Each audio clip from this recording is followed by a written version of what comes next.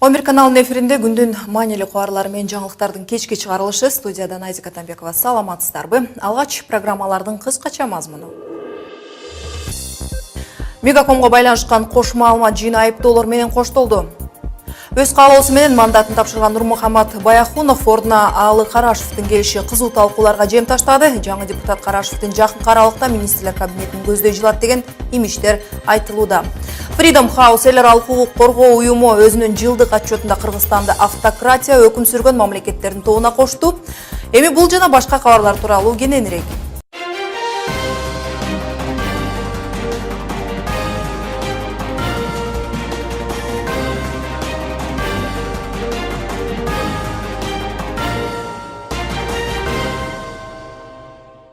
Бүгүн Мегакомго байланышкан эки маалымат жыйыны өттү. Алгач Атамекен парламенттик фракциясынын лидери Өмүрбек Текебаев журналисттерди чакырды. Текебаев Мегакомго байланыштуу чатакка президент Атамбаев өзү аралашып, муну менен өзүнүн бул ишке катышын жабуу максатында УКМК аркылуу башкаларга жала жабууга аракет кылып жатат деди. Мен официалдуу түрдө Атамбаевка каарылайын деп атам. Ыйман жылы деп айттыңыз. Ыймандай сырыбызды ачкандан баштабайлыкпы ушул жылда? Жомоктогудай байлыкты кайдан алдың? Канча жумуш орун түздүң? Соцфондко канча взнос төлөйсүң? Канча налог төлөйсүң? Байлыгың каяктан келип атат? Эске салсак, өткөн аптада коопсуздук кызматы билдирүү таратып, 2010 жылы Максим Бакиевке таандык Альфа Телеком компаниясынын 51% үлүшүн алган Penwell Business Limited компаниясы акцияны биротоло өзүнө менчиктеп алуу үчүн жогорку даражалуу кыргыз чиновниктерге өтө ири суммада пара берген. Муну коопсуздук кызматы аныктап чыкканын айткан. Шулуунчулук жана жасалма документтерди жасоо боюнча айыпталып мөөнөтүн жылдыруу менен абактан чыккан Раушан Айткулова бүгүн Мегаком маселесине маалымат жыйынын чыгарды. Мен билген жагдайларды 11 жылдан баштап кагаз түрүндө, допрос түрүндө барынтын генеральный прокуратурага тапшырганбыз. 5 жылдан бери, 6 жылдан бери тергөө жүргөн эмес. Именно потому, что Солянова была генеральным прокурором. Очень много вопросов, уважаемые коллеги. Мне пишут, и в личку пишут, на Фейсбуке, в социальных сетях, и по телефону звонят, и политики звонят, и сотрудники различных органов звонят, и коллеги наши журналисты звонят и спрашивают: вы понимаете, что вас сейчас ГКМБ использует в войне компроматов против лидера партии Атамекен Өмүрбека Текебаева? Я хочу заверить, я очень четко понимаю, что происходит. Я нахожусь в трезвом уме, в памяти в хорошей. Поэтому очень четко понимают. Жогорку кеңештеги социал-демократтар фракциясынын курамы дагы бир депутат менен жаңыланды. Өз каалоосу менен мандатын тапшырган Нурмухаммад Баяхуновдун ордуна президенттик аппараттын башчысына биринчи орун басары Алы Карашев келди. Эксперттер бул окуяга түрдүү пикирлер айтышууда. Алы Карашевдин депутат болушу жөн жерден эместиги жана жакынкы аралыкта ал өкмөттү көздөй жылат деген имиштерге жем таштады. Тактап айтканда, партия ичиндеги мындай орундардын жылуусу бийликтин партиянын президенттик шайлоого каттуу даярданып жатканын кабар берет. Бүгүн эле Алы Карашевдин ордуна буга чейин президенттин тышкы саясатын көзөмөлдөп келген Сапар Исаков дайындалды. Каналдын баяндамачысы Айгерим Жаныкулда ушул маселенин тегерегинде болуп жаткан талкууларга токтолот. Айгерим, биз билебиз, партия ичинде орундардын алмашуусу буга чейин деле болуп келген, бирок эмнегедир Карашевдин депутат болгону көбүрөөк талкууга жем таштады. Ошентсе да айтсаңыз, бийликтеги башкы партиядагы депутаттар соңку учурларда бат-баттан алмашкандай, себеби мандатын берген депутат 4 ай мурун эле келген эле да. Рахмат, туура айтасыз. 3 ай иштеген Нурмухаммад Баяхунов буга чейин депутат Мээрбек Мискенбаевдин ордуна келген эле. Анын жазган арызы кандай жүйө менен түшүндүрүлөт айтылбайт, бирок өз каалоосу менен мандатын тапшыргандыгы айтылууда. Анткени күндө дагы парламентке келип, эл үчүн кызмат кылам деп ант берип, анан убакыт өткөн соң бул кызматты аркылай албагандыгын түшүндүрүп, өз каалоосу менен мандатын тапшырган ошол депутаттардын аракетине анча деле таң калбай калды көрүнөт. Себеби дегенде мындай көрүнүш буга чейин деле болуп келген. Бирок ошентсе дагы саясат талдоочулар ошол бийлик сиресиндеги ушундай орун алмашуулар же болбосо кадрдык өзгөрүүлөр туурасында бул саясаттагы өз ара суудалашуу катары баалашат.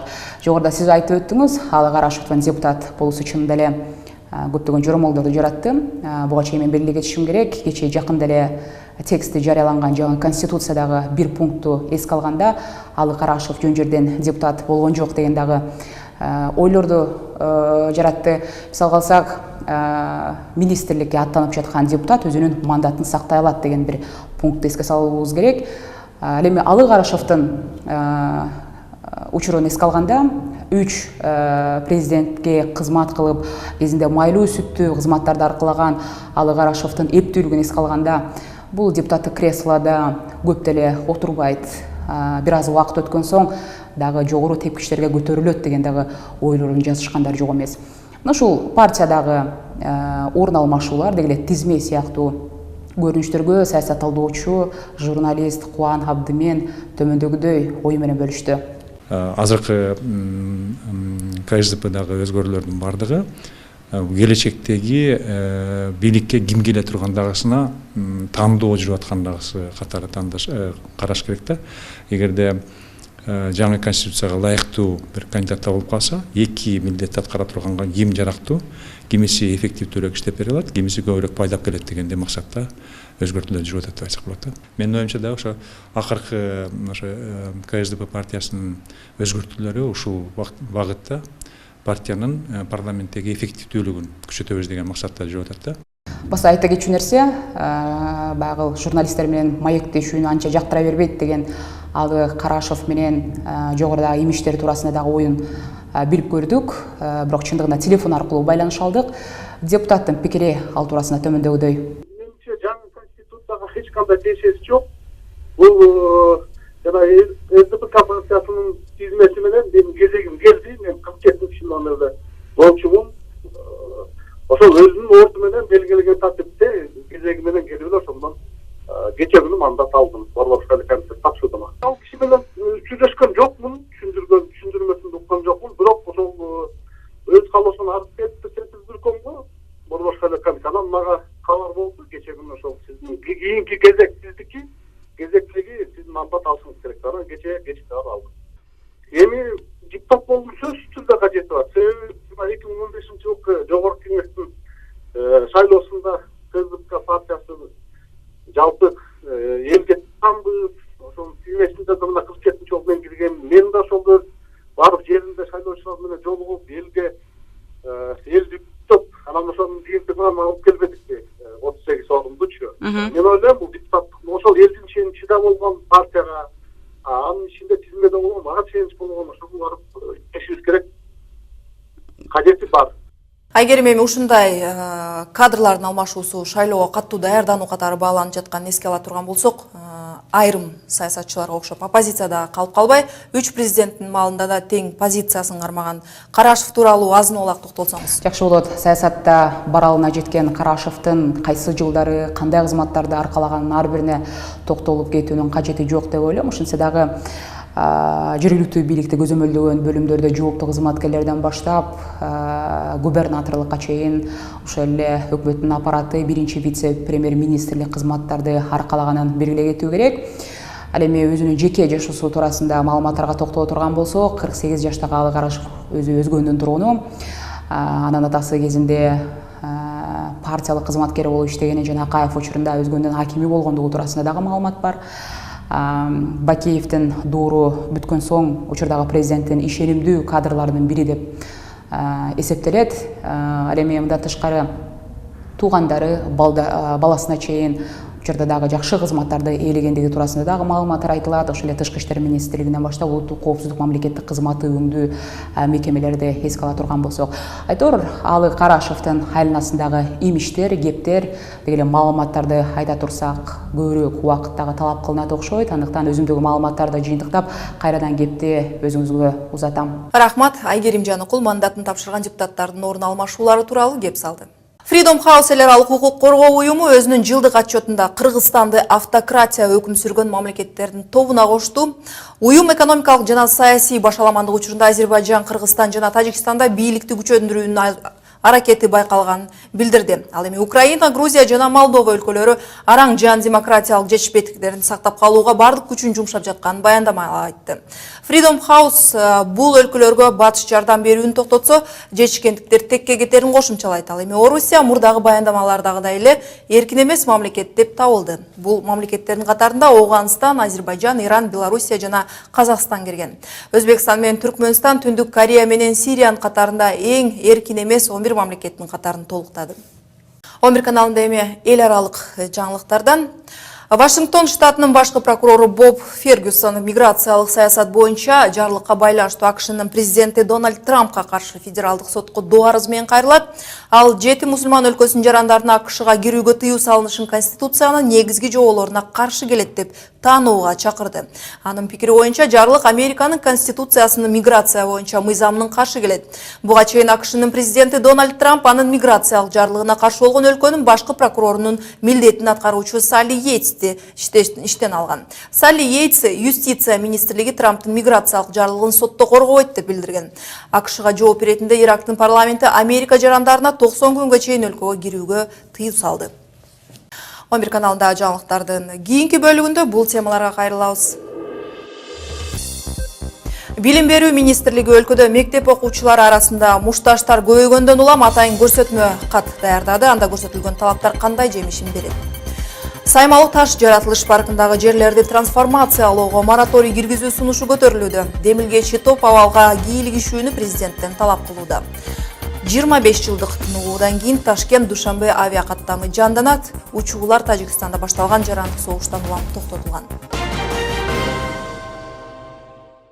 Чейрек кылымдык тынуuдан кийин Ташкент-Душанбе авиакаттамы 10 февралдан баштап жанданат. Бул тууралуу Тажикстандын эл аралык аба майданынын басма сөз кызматы билдирди. Эми кийинки айдан баштап учурлардын жумасына 2 жолу Сомон Эйр жана Өзбекстан аба жолдору авиакомпаниялары уюштура баштайт. Ал эми учурда калыбына келтирилген Душанбе-Ташкент жана Ташкент-Душанбе каттамы боюнча билеттер сатыкка чыкты. Белгилей кетсем, аталган маршруттагы учуулар 1992 жылы Тажикстанда башталган жарандык согуштан улам токтотулган. Кайрадан жергиликтүү жаңылыктардан архитектура, курулуш жана турак жай коммуналдык чарба мамлекеттик агенттиги мектептердин курулуштарын начар көзөмөлдөп жатат. Мындан улам агенттиктин иши сынга алынып, курулуш жүргүзгөн компания сапатсыз иш жүргүзүүдөн коркушу керектигин белгиленет. Бүгүн аталган мекеменин жетекчиси Бактыбек Абдиев маалымат жыйын өткөрүп, сапатсыз курулуш иштери 3 мектепти тургузууда аныкталганын билдирди. Алардын бири Ысык көл облусунда, 2 окуу жай Ош облусунда салынган. Калган 77 объект кемчилиги жок колдонууга ишке берилген. Ал эми Билим берүү министрлигинин маалыматы боюнча дагы 193 мектеп капиталдык оңдоого муктаж. Мурда башталып курулушу көп жылдар бою аягына чыкпаган мектептер бүгүнкү күндө дагы бар. Анын саны мындай алдын ала маалымат боюнча Гостройдун бул где-то бир 192 мектеп деп бүгүн эсептелет. Мунун себеби биз ойлойбуз, мектеп курулуштарына мурдагы жылдары бөлүнгөн каражаттар дайыма эле натыйжалуу пайдаланылбай, курулуштар көп жылдарга созулуп кеткен. Башкача айтканда, улам жаңы курулуштар баштала берген. Темага улай Билим берүү министрлиги балдар окуу жайда болгон убакта аларга жооптуу, бирок мектептен тышкары убактарга ата-эне жоопкерчиликти алыш керек. Бул тууралуу Билим берүү жана илим министри Гүлмира Кудайбердиева билдирди. Белгилей кетсек, 20 январдан бери өлкөдө мектеп окуучулары бычакташкан 3 учур катталып, анын бири 9 класстын окуучусунун өлүмү менен аяктаган. Бул окуялардан кийин мектептеги кырдаал коомчулуктун талкуусуна түшүп, Билим берүү министрлиги атайын көрсөтмө кат даярдады. Анда мугалимдин сабак учурунда классты таштап кетүүсүнө тыюу салынып, окуу жайларда коопсуздук чаралары күчөтүлүп жатат. Мына ушул маселенин тегерегинде студиянын коногу Илим берүү министрлигинин өкүлү Гүлшан Абдылдаева менен маектешебиз. Саламатсызбы, Гүлшан? Айтсаңыз, министрлик мектептерге инструктаж берген кабарлады. Мындай чечим бир апта ичинде эле мектептерде окуучулардын бычакташуусу боюнча 3 факт катталгандан кийин кабыл алынууда. Билим берүү министрлиги ушундай инструктажды буга чейин эмнеге берген эмес? Балким маселе өз убагында кабыл алынса, бул көрүнүштөрдү алдын алууга мүмкүн болмок. Ага чейин бизде билим берүү тармагында буйруктар болгон. Ал буйруктар дагы аткарылбайт дегенге болбой, бирок аткарылып эле келе аткан. Бирөө тилекке каршы акыркы учурларда январь айында эле 3 мындай жаман окуялар катталып кетти. Ошолордун андан тышкары дагы балдар өзүн өлтүрүү жагы дагы.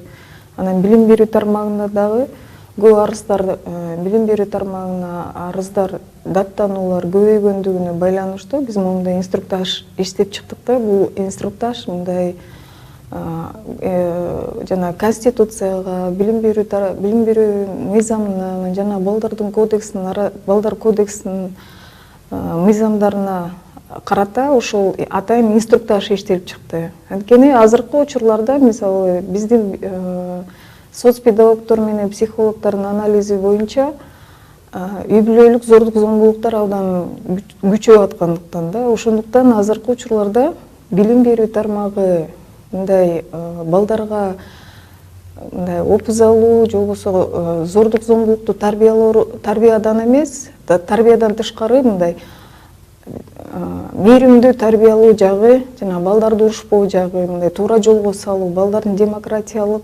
жолдорго салуу, анан балдардын укугун коргоо жагы ошо билим берүү тармагына милдеттендирилген. Ошондуктан ушул инструкцияда айтылып атат да. Мисалы көп учурларда эгер бала сабактан кечигип келсе, кээ бир мугалимдер ошо сабакка киргизбей коюп, бул дайым бир тарбиянын өзүнүн бир жолдору окшойт, ошол баланы сабакка киргизбей коюу. Биз ага тыюу салып атабыз, анткени баланы сабакка киргизбей коюу бул тарбияга жатпайт.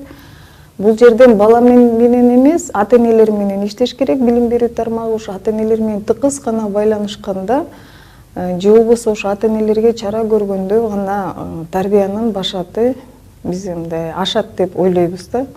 Бул көрсөтмөдө балдарды окуудан калтырып, кезметке киргизбөө, бейтааныш адамдардын мектеп босогосун аттапоо көрсөтмөлөрү бар. Мындан башка дагы кандай сунуштар берилди, анан ким аларды аткарылышын көзөмөлдөйт? Бул сунуштардын аткарылышын көзөмөлдөө бул мектептин администрация, милдеттүү түрдө мектептин директору жана мектептин администрациясы менен мектептин мугалимдери. Окуу процессине бул инструктаж бир эле гана билим берүү тармагында окуу процессин мугалимдерге дагы гана эмес, ошол окуучуларга дагы айтылып атат. Жанагындай айнектен секирип кетүү, тепкичте мындай кырсыктоо жерлерге турбоо, өзүн туура алып жүрүү деген ошо окуучулардын жана ата-энелердин укуктары менен милдеттери дагы ушул жана нускамага камтылган. Бул жерден ошол нускаманы азыркы учурларда биз азыр бүгүн билим берүү тармагына баарына жайылтып, билим берүү тармагы ошол нускаманы окуучуларга дагы, ошо ата-энелерге дагы мындай түшүндүрмө иштерин ошолор баарын тең көзөмөлгө алып, бир эле гана мугалимдерге гана эмес, ошол ата-энелер менен окуучуларга дагы тааныштырыш керек. Айтсаңыз Гүлшан, бул көрсөтмө каттан тышкары билим министрлиги мектептердеги ушундай өзгөчө кырдаалдардын алдын алуу үчүн дагы эмне иштерди кылууда? Алдын алуу боюнча жана баңгизатты колдонуу, наркотикалык заттарды, алкоголдукту ичимдүүлүктөрдү, тамеки чегүү, ошолордун баарына тең тыюу салынып, ошол туура алдын алуу иштерди жүргүзүү боюнча ошо мугалимдер менен жана ата-энелерге катуу мындай иш-чараларды бекитүү жагы көп каралган да. Эгер баланы мисалы сабакка кечигип келсе, же болбосо сабактан тышкары кээ бир учурларда жана формасы жок деп атпайлыкпы, бул деген булардын баары мыйзамдарга жазылган. Ошону бала формасы жок мектепке келген учурларда дагы сабакка киргизбей койсо, бул жерден мектептин мугалимдери жооп берет. Бирок мектептин ичиндеги жанагындай окуу куралдарды же болбосо мектепке залакка келтирген окуучулар болсо, булардын ата-энелерине дагы чара колдонулат да. Анткени бул мамлекеттик орган, мамлекеттик эмес, ошол мамлекеттик органдардын же болбосо жанагы баланын өзүн туура алып жүрүү, туура жана дисциплинаны, анан тарбия тартипти ошо мектепте кандай сактоо жагы дагы ошол нускаманын ичине баары бекитилген. Маегиңизге рахмат. Эскерте кетели, бүгүн биздин студияда Илим берүү министрлигинин өкүлү Гүлшан Абдылдаева болду. Тогуз Тородогу Саймалуу таш жаратылыш паркындагы жерлерди трансформациялоого мораторий киргизүү сунушу көтөрүлүүдө. Мындай мазмундагы ачык каттары тарыхый маданий эстеликтерди коргоо боюнча демилгечи топ президент Алмазбек Атамбаевке кайрылды. Анда 2001 жылы негизделген жаратылыш паркынын карамагында тийиштүү жерлерди трансформациялоо аракети жүрүп жатканына көңүл буруу өтүнүчү жазылган. Анын аймагы 32 000 гектарды түзөт. Аймакта 100 000ге жакын сүрөттөр чегилген, 10 000дей таш бар. Активисттер аталган жер улуттук маанидеги тарыхый жана маданий эстеликтердин мамлекеттик тизмесине киргизилгенин эске салат. Шешемби күнкү жаңылыктардын топтому мына ушундай болду. Мен сиздер менен эртеңке чейин коштошом. Кайыр.